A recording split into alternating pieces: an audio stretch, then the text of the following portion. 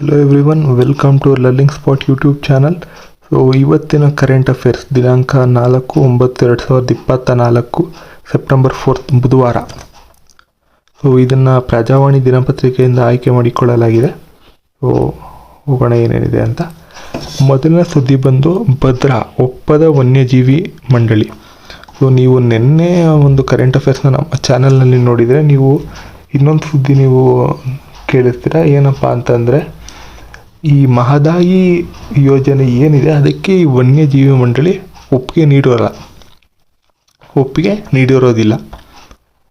ಅದೇ ರೀತಿ ಇವತ್ತು ಕೂಡ ಒಂದು ಈ ಅಪ್ಪರ್ ಭದ್ರಾ ಪ್ರಾಜೆಕ್ಟ್ ಏನಿದೆ ಇದಕ್ಕೆ ಕೂಡ ಕರ್ನಾಟಕ ರಾಜ್ಯದಿಂದ ಒಂದು ಅರ್ಜಿ ಪ್ರಸ್ತಾವನೆ ಕೊಟ್ಟಿರ್ತಾರೆ ಅವರ ವನ್ಯಜೀವಿ ಮಂಡಳಿಗೆ. ಬುಕ್ಕಪಟ್ಟಣದ ಚಿಂಕಾರ ವನ್ಯಜೀವಿ ಧಾಮದ 128 ಎಕರೆ ಅರಣ್ಯ ಪ್ರದೇಶವನ್ನು ನಾವು ಈ ಅಪ್ಪರ್ ಭದ್ರಾ ಪ್ರಾಜೆಕ್ಟ್ಗೆ ನಾವು ಬಳಸ್ಕೋತೀವಿ ಅಂತ ಒಂದು ಪ್ರಸ್ತಾವನೆ ಸಲ್ಲಿಸಿರ್ತಾರೆ. ಅದಕ್ಕೆ ವನ್ಯಜೀವಿ ಮಂಡಳಿ ಒಪ್ಪಿಗೆ ನೀಡಿರೋದಿಲ್ಲ. ಏನಕ್ಕೆ ಒಪ್ಪಿಗೆ ನೀಡಿಲ್ಲ ಅನ್ನೋದನ್ನ ವಿವರವಾಗಿ ತಿಳ್ಕೊಳ್ಳೋಣ. ಈ ಅಪ್ಪರ್ ಭದ್ರಾ ಪ್ರಾಜೆಕ್ಟ್ ಏನಿದೆ ಅಂತಂದರೆ, ಇದು ಒಂದು major lift irrigation scheme under implementation. ಇನ್ನೂ ಕೂಡ ಇಂಪ್ಲಿಮೆಂಟ್ ಆಗಿಲ್ಲ. ಇದು ಸೆಂಟ್ರಲ್ ರೀಜನ್ ಆಫ್ ಕರ್ನಾಟಕ. ಯಾವ್ಯಾವ ಜಿಲ್ಲೆಗಳಿಗೆ ಇದು ಅನುಕೂಲಕರವಾಗುತ್ತದೆ ಅಂತಂದರೆ ಚಿಕ್ಕಮಗಳೂರು, ಚಿತ್ರದುರ್ಗ, ತುಮಕೂರು ಮತ್ತು ದಾವಣಗೆರೆ. ಈ ಒಂದು ಅಪ್ಪರ್ ಭದ್ರಾ ಪ್ರಾಜೆಕ್ಟಿಗೆ ತುಮಕೂರು ಜಿಲ್ಲೆಯ ಶಿರಾ, ಚಿಕ್ಕನಾಯಕನಹಳ್ಳಿ, ಗುಬ್ಬಿ ತಾಲೂಕುಗಳು ಹಾಗೂ ಚಿತ್ರದುರ್ಗ ಜಿಲ್ಲೆಯ ಹಿರಿಯೂರು ತಾಲೂಕಿನ ವ್ಯಾಪ್ತಿಯಲ್ಲಿ ಬರುವ ಬುಕ್ಕಪಟ್ಟಣ ವನ್ಯಜೀವಿ ಧಾಮ ಅಂತ ಏನಿದೆ ಅದರಲ್ಲಿ 128 ಎಕರೆ ಅರಣ್ಯ ಜಾಗವನ್ನು ಈ ಅಪ್ಪರ್ ಭದ್ರಾ ಪ್ರಾಜೆಕ್ಟ್ಗೆ ನಾವು ಬಳಸ್ಕೋತೀವಿ ಅಂತ ಹೇಳಿ ಈ ಒಂದು ಪ್ರಾಜೆಕ್ಟ್ ಅವರು ಅರ್ಜಿ ಸಲ್ಲಿಸಿರ್ತಾರೆ. ಅದಕ್ಕೆ ರಾಜ್ಯ ಸರ್ಕಾರವು ಮತ್ತು ಕರ್ನಾಟಕ ರಾಜ್ಯ ಅರಣ್ಯ ಇಲಾಖೆಯು ಒಪ್ಪಿಗೆ ನೀಡಿರುತ್ತೆ. ಸೊ ಅದಾದ ನಂತರ ಇದನ್ನು ವನ್ಯಜೀವಿ ಮಂಡಳಿಗೆ ಕೊಡಬೇಕಾಗುತ್ತೆ. ಅವರು ಇದಕ್ಕೆ ಒಪ್ಪಿಗೆ ನೀಡಿಲ್ಲ. ಏನಕ್ಕೆ ಒಪ್ಪಿಗೆ ನೀಡಿಲ್ಲ ಅಂತಂದರೆ, ಈ ಒಂದು ಬುಕ್ಕಪಟ್ಟಣದ ಚಿಂಕಾರ ವನ್ಯಜೀವಿ ಧಾಮ ಏನಿದೆ ಅದರಲ್ಲಿ ಒಂದು ಚಿಂಕಾರ ಎಂಬ ವನ್ಯಜೀವಿ ವಾಸಿಸುತ್ತದೆ. ನೀವು ಈ ಫೋಟೋದಲ್ಲಿ ನೋಡ್ಬೋದು, ಇದೇ ಚಿಂಕಾರ. ಇದನ್ನು ಇಂಡಿಯನ್ ಗೆಜಲ್ ಅಂತ ಕೂಡ ಕರೀತಾರೆ. ಈ ಒಂದು ವನ್ಯಜೀವಿ ಏನಿದೆ ಇದು ಇನ್ನೇನು ಕೆಲವೇ ವರ್ಷಗಳಲ್ಲಿ ಇದನ್ನು ನಾವು ಕಾಣಕ್ಕೆ ಸಿಗ್ಬೋದು. ಇದು ವಿನಾಶದ ಅಂಚಿನಲ್ಲಿರುವ ಜೀವಿ. ಇದು ಅಂದರೆ ಇನ್ನೇನು ಎಕ್ಸ್ಟಿಂಟ್ ಆಗುವಂಥ ಸ್ಪೀಷೀಸ್ ಇದು. ಸೊ ಇದನ್ನು ನಾವು ಸಂರಕ್ಷಿಸ್ಕೊಳ್ಬೇಕು ಎಂದು ಕಾರಣ ನೀಡಿ ವನ್ಯಜೀವಿ ಮಂಡಳಿ ಈ ಒಂದು ಪ್ರಸ್ತಾವನೆಗೆ ಒಪ್ಪಿಗೆ ನೀಡಿರುವುದಿಲ್ಲ. ಸೊ ಇದಾಗಿತ್ತು ಮೊದಲನೇ ಸುದ್ದಿ. ಎರಡನೇ ಸುದ್ದಿಗೆ ಹೋಗೋಣ. ಲ್ಯಾಬ್ನಲ್ಲಿ ಸಿದ್ಧವಾದ ರಕ್ತಕೋಶಗಳು. ಇದು science and tech related current affairs ಆಗಿದೆ. ಏನಪ್ಪ ಈ ವಿಷಯ ಅಂತಂದರೆ, ಈ ಮಕ್ಕಳಲ್ಲಿ ಲ್ಯುಕೀಮಿಯಾ ಮತ್ತು ಬ್ಲಡ್ ಮ್ಯಾರೋ ಡಿಸೀಸಸ್ ಬಂದರೆ ವಾಸಿಯಾಗುವಂಥದ್ದು ಅಷ್ಟು ಸುಲಭ ಅಲ್ಲ. ಯಾಕೆ ಅಂತಂದರೆ, ಇದಕ್ಕೆ ಮಕ್ಕಳಿಗೆ ಬ್ಲಡ್ನ ನೀಡಬೇಕಾಗುತ್ತೆ. ಈ ವಯಸ್ಕರಿಗಾದರೆ ಬ್ಲಡ್ ಬ್ಯಾಂಕ್ನಲ್ಲಿ ಬ್ಲಡ್ ಅವೈಲಬಲ್ ಇರುತ್ತೆ. ಬಟ್ ಮಕ್ಕಳ ಬ್ಲಡ್ ಏನಿದೆ ಅದು ಅವೈಲಬಲ್ ಕಮ್ಮಿ. ಸೊ ಇದಕ್ಕೆ ಆರ್ಟಿಫಿಷಿಯಲ್ ಆಗಿ ಲ್ಯಾಬೊರೇಟರಿ ಮುಖಾಂತರ ಕೆಲವು ಸೈಂಟಿಸ್ಟ್ಗಳು ಆರ್ಟಿಫಿಷಿಯಲ್ ಆಗಿ ಬ್ಲಡ್ನ ಉತ್ಪಾದನೆ ಮಾಡೋದು ಹೇಗೆ ಅಂತ ಕಂಡುಹಿಡಿದಿದ್ದಾರೆ. ಇದರ ಬಗ್ಗೆ ವಿಸ್ತಾರವಾಗಿ ಈ ಒಂದು ನ್ಯೂಸ್ ಕಟ್ಟಿಂಗ್ನಲ್ಲಿ ಕೊಟ್ಟಿದ್ದಾರೆ. Researchers at Murdoch children's research institute MCRI ಇವರು ಏನು ಮಾಡಿದ್ದಾರೆ ಅಂತ ಅಂದರೆ, ಒಂದು ಬ್ಲಡ್ ಸ್ಟೆಮ್ ಸೆಲ್ಸ್ನ ಉತ್ಪಾದನೆ ಮಾಡಿದ್ದಾರೆ. That very closely resembles to that of the human body blood cells. So ಇವರು ಸ್ಟೆಮ್ ಸೆಲ್ಸ್ ಮುಖಾಂತರ ಇದನ್ನು ಬ್ಲಡ್ ಸೆಲ್ಸ್ನ ಮಾಡಿದ್ದಾರೆ. ಅದು ಹ್ಯೂಮನ್ ಬ್ಲಡ್ ಸೆಲ್ಸ್ ಏನಿದೆ ಅದಕ್ಕೆ ರಿಸೆಂಬಲ್ ಮಾಡುತ್ತೆ ಅಂತ. ಅದಾದಮೇಲೆ ಇದು ಮಕ್ಕಳಲ್ಲಿ ಬರುವ ಲುಕೂಮಿಯಾ ಹಾಗೂ ಬೋನ್ ಮ್ಯಾರೋ ಫೇಲ್ಯೂರ್ ಡಿಸಾರ್ಡರ್ಸ್ಗೆ ಹೆಲ್ಪ್ ಮಾಡುತ್ತೆ. ಅದರ ಟ್ರೀಟ್ಮೆಂಟಲ್ಲಿ ಹೆಲ್ಪ್ ಮಾಡುತ್ತೆ. ಇದನ್ನು ಅವರು ನೇಚರ್ ಬಯೋಟೆಕ್ನಾಲಜಿ ಎಂಬ ಪಬ್ಲಿಕೇಶನಲ್ಲಿ ಅವರು ಪಬ್ಲಿಷ್ ಮಾಡಿರ್ತಾರೆ. ಯಾರು? MCRI ಅಂದರೆ ಮುರ್ಡಾಕ್ ಚಿಲ್ಡ್ರನ್ಸ್ ರಿಸರ್ಚ್ ಇನ್ಸ್ಟಿಟ್ಯೂಟ್.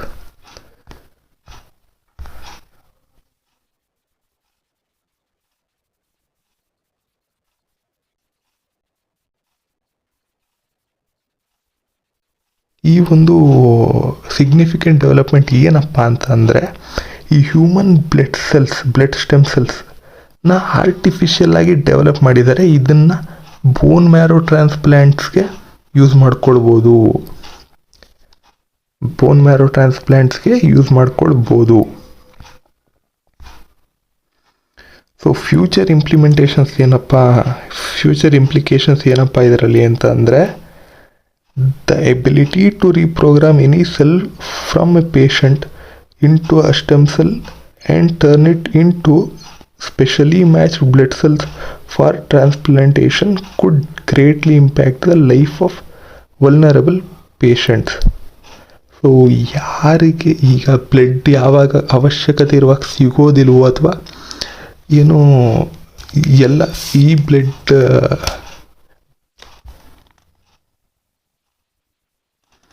ಸೊ ಈ ಬ್ಲಡ್ನ ಏನು ಮಾಡ್ತಾರೆ, ಬ್ಲಡ್ ಸೆಲ್ಸ್ನ ಆರ್ಟಿಫಿಷಿಯಲ್ ಆಗಿ ಮಾಡಿ ಇದನ್ನು ಲ್ಯಾಬೊರೇಟರಿ ಕಂಡೀಷನ್ಸಲ್ಲಿ ಮಾಡಿ ಇದನ್ನು ಪೇಷಂಟ್ಸ್ಗೆ ಬಳಸ್ಕೊಳ್ಬೋದು. ಸೊ ನೆಕ್ಸ್ಟ್ ಸುದ್ದಿ ಬಂದು ಭ್ರಷ್ಟಾಚಾರ ಅವ್ಯಾಹತ. ಅಂದರೆ ಈ ಸುದ್ದಿಯಲ್ಲಿ ಏನಪ್ಪ ಅಂತ ಅಂದರೆ, ಈ CVC ಏನಿದೆ, ಕೇಂದ್ರ ಜಾಗೃತ ಆಯೋಗ ಸಂಸ್ಥೆ, ಇದು ಏನಿದೆ ಇದರ ಕೆಲಸ ಏನಪ್ಪ ಅಂತಂದರೆ, ಭ್ರಷ್ಟಾಚಾರಗಳು ಎಲ್ಲೆಲ್ಲಾಗುತ್ತೆ ಅದರ ದೂರುಗಳನ್ನ ನೋಂದಾಯಿಸ್ಕೊಳ್ಳೋದು ಮತ್ತು ಅದಕ್ಕೆ ಪರಿಹಾರ ನೀಡತಕ್ಕಂಥದ್ದು. ಸೊ ಈ ಗ್ರಾಫ್ ಮುಖಾಂತರ ಇದನ್ನು ಈಸಿಯಾಗಿ ಹೇಳ್ಬಿಡ್ಬೋದು. ನೋಡಿ, 2019ರಲ್ಲಿ 35,000 ಚಿಲ್ಲರೆಯಷ್ಟು ಭ್ರಷ್ಟಾಚಾರ ಪ್ರಕರಣಗಳು ಭಾರತ ದೇಶದಲ್ಲಿ ದಾಖಲಾಗಿತ್ತು. ಅದಕ್ಕೆ ಈ ಒಂದು CVC ಏನಿದೆ ಇದು ಪರಿಹಾರ ನೀಡಿರುವಂಥದ್ದು, ಅಂದರೆ ಇತ್ಯರ್ಥಪಡಿಸುವ ದೂರುಗಳು 34,000 ಚಿಲ್ಲರೆ. ಅದಾದಮೇಲೆ 2020ರಲ್ಲಿ ಕಮ್ಮಿ ಆಗಿದೆ, 27,000 ಆಗಿದೆ. 2021ರಲ್ಲಿ ಇನ್ನೂ ಕಮ್ಮಿ ಆಗಿದೆ, 26,000 ಆಗಿದೆ. ಆದರೆ 2022ರಲ್ಲಿ 22,000 ಆಗಿದೆ. ಆದರೆ ನೋಡಿ, 2023 ಕಳೆದ ವರ್ಷದಲ್ಲಿ 28,000, ಅಂದರೆ 2020ಕ್ಕಿಂತ ಜಾಸ್ತಿ ಆಗಿದೆ ಈ ಒಂದು ದೂರುಗಳು ದಾಖಲಾಗಿರತಕ್ಕಂಥದ್ದು. ಅದೇ ರೀತಿ ಏನು ಇತ್ಯರ್ಥ ಆದ ದೂರುಗಳು ಕೂಡ 26,000 ಚಿಲ್ಲರೆ ಆಗಿದೆ. ಸೊ ಇದರಲ್ಲಿ ಗಮನಿಸಬರಬೇಕಂತ ವಿಷಯ ಏನಪ್ಪ ಅಂತಂದರೆ, ಅತಿ ಹೆಚ್ಚು ದೂರು ದಾಖಲಾಗಿರೋದು ರೈಲ್ವೆ ಇಲಾಖೆಯಲ್ಲಿ, ಅದನಂತರ ದೆಹಲಿಯ ಸ್ಥಳೀಯ ಸಂಸ್ಥೆಗಳು, ಅದನಂತರ ಕೆಲವು ಬೇರೆ ಸಂಸ್ಥೆಗಳ ಮೇಲೂ ಕೂಡ ದಾಖಲಾಗಿದೆ. ಸೊ ಇದರಲ್ಲಿ ನಾವು ಗಮನಿಸಬೇಕಾಗಿರೋಂಥ ವಿಷಯ ಏನು ಅಂದರೆ, ಡ್ರಾಸ್ಟಿಕಲಿ ಕಮ್ಮಿ ಆಗಿದೆ. ಅದಾದ ನಂತರ ಒಂದೇ ಸಲ 2023ರಲ್ಲಿ ಇನ್ಕ್ರೀಸ್ ಆಗಿದೆ. ಸೊ ಮುಂದಿನ ಸುದ್ದಿ ಬಂದು GDP 7% ಪ್ರಗತಿ, ರಫ್ತು ಪ್ರಮಾಣ ಏರಿಕೆಯಿಂದ ಅಂದಾಜು ಪರಿಷ್ಕರಿಸಿದ ವಿಶ್ವ ಬ್ಯಾಂಕ್. ಸೊ ಇದು ವಿಶ್ವ ಬ್ಯಾಂಕ್ ಏನಿದೆ, ಭಾರತದ GDP 7% ಅಂದರೆ 7% ಇನ್ಕ್ರೀಸ್ ಆಗ್ಬೋದು ಮುಂದಿನ ಒಂದು ಸಾಲಿನಲ್ಲಿ ಅಂತ ಹೇಳಿದೆ. ಇದಕ್ಕೆ ಕಾರಣ ಏನು ಅಂತಂದರೆ, ಈ ರಫ್ತು ಪ್ರಮಾಣ ಏರಿಕೆ ಆಗಿದೆ, ಅಂದರೆ ಇಂಪೋರ್ಟ್ ಜಾಸ್ತಿ ಆಗಿರೋದ್ರಿಂದ ಇದು ಸಾಧ್ಯ ಆಗುತ್ತೆ ಅಂತ ಏನು ಈ ವಿಶ್ವ ಬ್ಯಾಂಕ್ ಏನಿದೆ ಒಂದು ಅಂದಾಜು ಸಲ್ಲಿಸಿದೆ. ಅದೇ ರೀತಿ ಅಂತಾರಾಷ್ಟ್ರೀಯ ಹಣಕಾಸು ನೀತಿ IMF ಮತ್ತು ಏಷ್ಯನ್ ಡೆವಲಪ್ಮೆಂಟ್ ಬ್ಯಾಂಕ್ ADB ಏನಿದೆ, ಇದು ಕೂಡ ಭಾರತ ದೇಶದಲ್ಲಿ ಪ್ರಸಕ್ತ ಹಣಕಾಸು ವರ್ಷದಲ್ಲಿ 7% ಬೆಳವಣಿಗೆ ಆಗಲಿದೆ ಅಂತ ಅಂದಾಜಿಸಿದೆ. ಅದೇ ಪ್ರಕಾರ RBI ಅಂದಾಜು ಪ್ರಕಾರ ಇದು 7.2% ಆಗುತ್ತೆ ಅಂತ RBI reserve bank of India ಹೇಳ್ತಾ ಇದೆ. ಅಂದರೆ ಅಂದಾಜಿಸುತ್ತಾರೆ ಅವರು.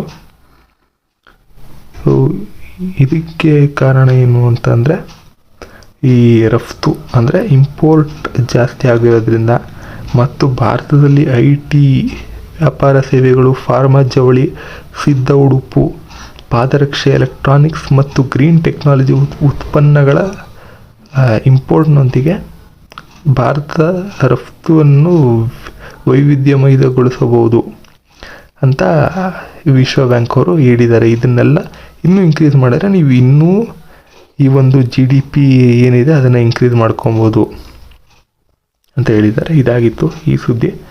ಮತ್ತು ಮುಂದಿನ ಸುದ್ದಿ, ವಿದೇಶ ಪ್ರವಾಸ 32% ಏರಿಕೆ.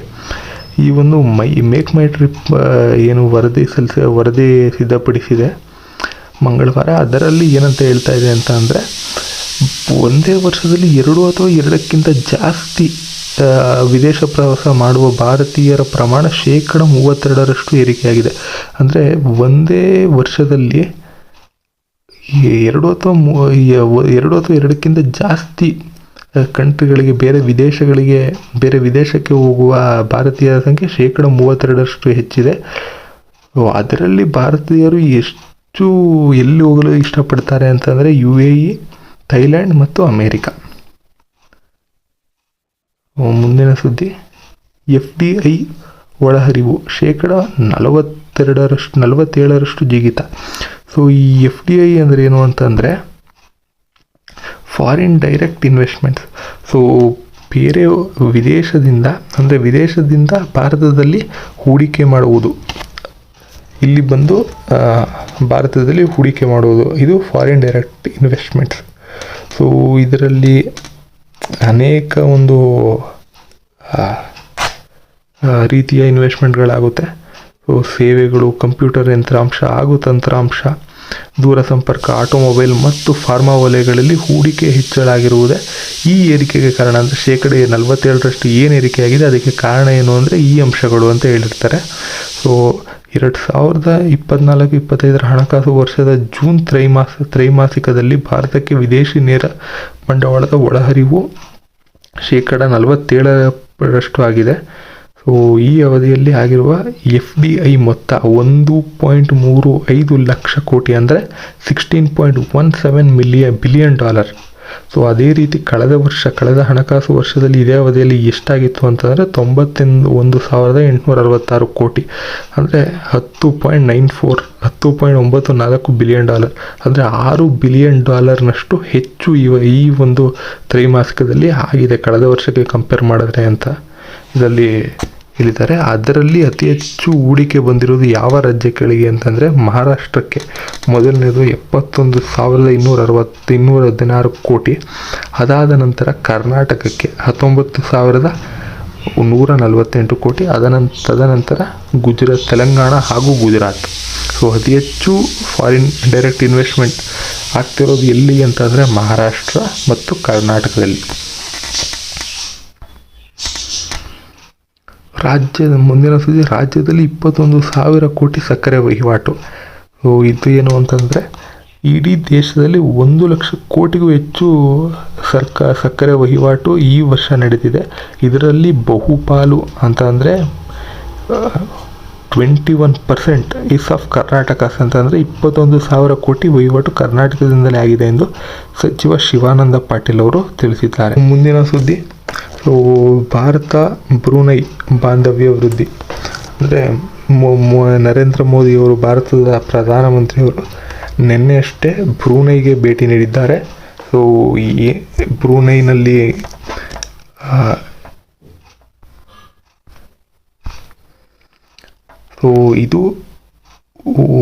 This is the first ever bilateral visit by an Indian prime minister to Brunei.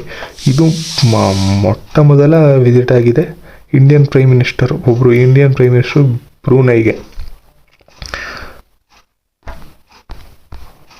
So the historic visit of prime minister coincides with the 40th anniversary of establishment of diplomatic ties between India and Brunei. ಇದು 40 ವರ್ಷದ ಒಂದು ರಾಜತಾಂತ್ರಿಕ anniversary ಅಂತ ಹೇಳ್ಬೋದು for establishment of diplomatic ties between India and Brunei.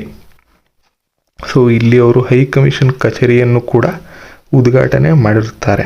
So ಇದಾದ ನಂತರ ಪ್ರಧಾನಮಂತ್ರಿಯವರು ಇಲ್ಲಿಂದ ಬುಧವಾರ ಅಂದರೆ ಇವತ್ತು ಸಿಂಗಾಪುರಕ್ಕೆ ಪ್ರಯಾಣ ಬೆಳೆಸಲಿದ್ದಾರೆ. ಸೊ ಇನ್ನು ನಿಮಗೆಲ್ಲ ಗೊತ್ತಿದೆ ಪ್ಯಾರಾಲಂಪಿಕ್ ನಡೀತಾನೆ ಇದೆ. ಸೊ ಇದರಲ್ಲಿ ಭಾರತಕ್ಕೆ ನಿನ್ನೆ 12 ಕಂಚಿನ ಪದಕಗಳು ದೊರಕಿವೆ. ಯಾವ್ಯಾವು ಅಂತಂದರೆ ದೀಪ್ತಿ ಜೀವಾಂಜಿ